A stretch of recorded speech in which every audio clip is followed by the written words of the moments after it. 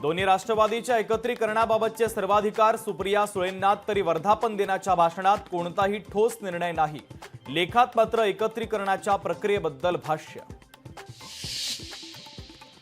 पक्ष फुटेल असं वाटलं नव्हतं. वर्धापन दिन सोहळ्यामध्ये शरद पवार यांचं पक्षफुटी संदर्भात विधान.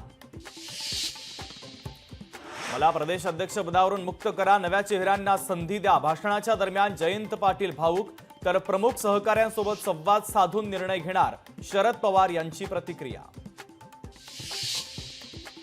सत्तेच्या गुळाभोवती जमा झालेले मुंगळे सत्ता जाताच निघून गेले. राष्ट्रवादीच्या वर्धापन दिन सोहळ्यामध्ये आमदार रोहित पवारांची टीका, तर सोबत राहिलेल्यांना निष्ठावान मुंग्यांची उपमा.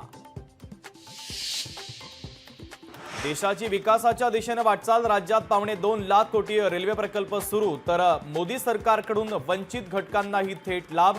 फडणवीसांकडून विकास कामांचं कौतुक.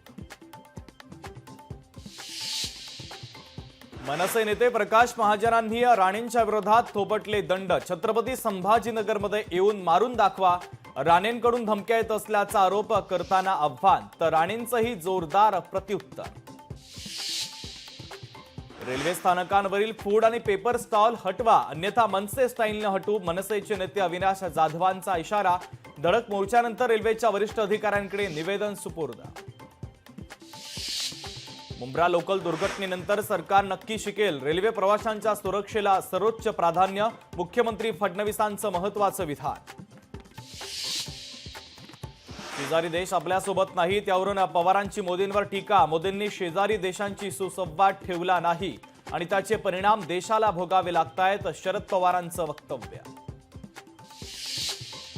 बदलापूर स्थानकावर 2 प्रवाशांमध्ये हाणामारी. लोकलमधून उतरण्यावरून वाद. प्रवाशांमध्ये फ्री स्टाईल फायटिंग.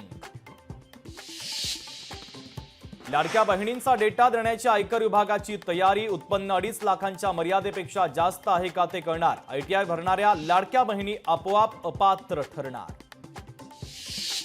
11वीची प्रवेश प्रक्रिया पुन्हा एकदा लांबणीवर. पहिली यादी आज नाही तर 26 जूनला. विद्यार्थी संघटना आणि पालकांच्या वतीने संताप व्यक्त.